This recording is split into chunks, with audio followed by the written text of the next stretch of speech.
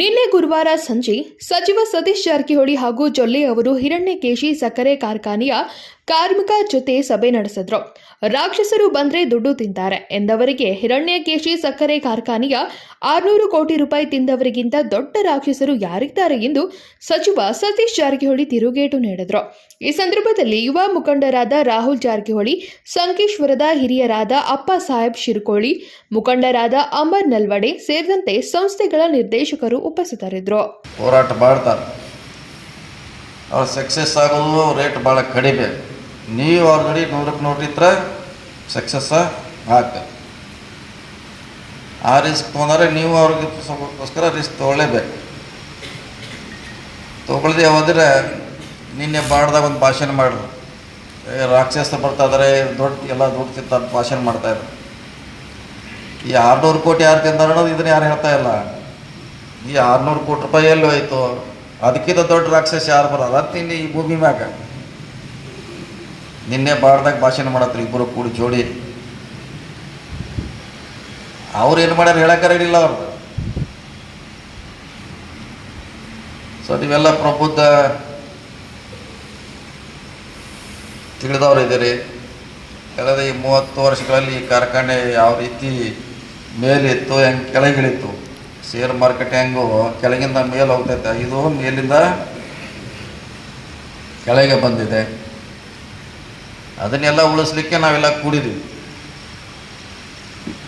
ಅದಕ್ಕೆ ನಿಮ್ಮ ಸಹಕಾರ 2 ಚುನಾವಣೆಗೆ ಭಾಳ ಅವಶ್ಯಕತೆ ಇದೆ. ಅಲ್ಲಿ ಏನಾರು ವ್ಯತಿರಿಕ್ತ ಆಗಲಿಲ್ಲ ಅಂದರೆ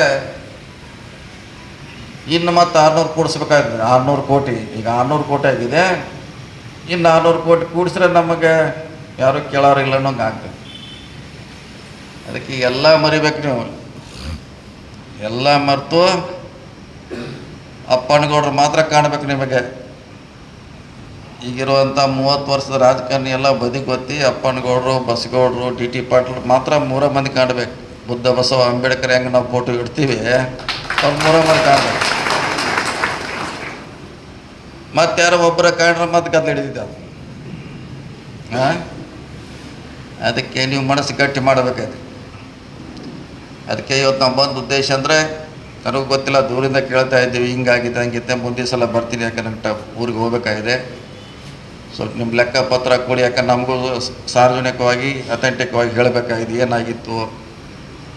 ಬಸಗೌಡ ಪಾಟೀಲ್ ಪ್ಯಾನಲ್ ಇದ್ದಾಗ, DT ಪಾಟೀಲ್ ಇದ್ದಾಗ ಎಷ್ಟು ಸದೃಢವಾಗಿತ್ತು, ಎಷ್ಟು ಲಾಭ ಇತ್ತು, ಎಷ್ಟು ಸಕ್ಕರೆ ಇಟ್ಟಿದ್ರೆ, ಎಷ್ಟು ಬ್ಯಾಲೆನ್ಸ್ ಇತ್ತು 30 ವರ್ಷಗಳಲ್ಲಿ. ಅದೇ ಈಗ ಎಷ್ಟಕ್ಕೆ ಬಂದಿತ್ತು ಅನ್ನೋದು ನಮಗೂ ಸ್ವಲ್ಪ ನಿಮ್ಮ ಅಕೌಂಟ್ ಕಡೆಯಿಂದ ಸ್ವಲ್ಪ ಅಂಕಿಅಂಶ ಕೊಡಿಸಿ.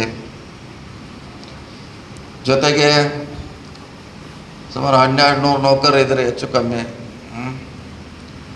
ಈ ಬರುವಂಥ ಚುನಾವಣೆಯಲ್ಲಿ ನಿಮ್ಮ ಸಹಕಾರ ಕೇಳಲಿಕ್ಕೆ ನಾವು ಇಲ್ಲಿ ಬಂದಿದ್ದೇವೆ. ನಮ್ಮ ಜೊತೆ ನಮ್ಮ ಜನಕ್ಕೆ ಈಗಾಗಲೇ ಕೆಲಸ ಮಾಡ್ತಿದ್ದಾರೆ.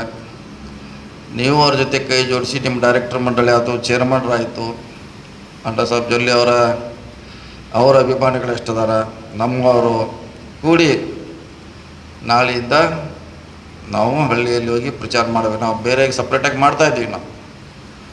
ನೀವು ಬರಬೇಕು, ಎಲೆಕ್ಟ್ರಿಕ್ ಸೊಸೈಟಿ ಅವ್ರು ಬರಬೇಕು, ಮೀಟರ್ ರೀಡರ್ ಬರಬೇಕು. ಬೆಳಗ್ಗೆ ಕೂಡ ನಾವು PKPS ಸೆಕ್ರೆಟರಿಗಳು ಕೂಡ ಮನವಿ ಮಾಡಿದ್ದೇವೆ. ಸೊ ವಿಶೇಷವಾಗಿ ಫೀಲ್ಡ್ ಮಾಡಿದ್ರಿ ಇಲ್ಲಿ ಸಂಕೇಶ್ವರ ಶುಗರ್ ಫ್ಯಾಕ್ಟ್ರಿ, ಭಾಳಷ್ಟು ನಿಮಗೆ ಹೆಚ್ಚು ಮಾಹಿತಿ ಇದೆ. Sachin Kamble, KMM Kannada news, Hukkeri.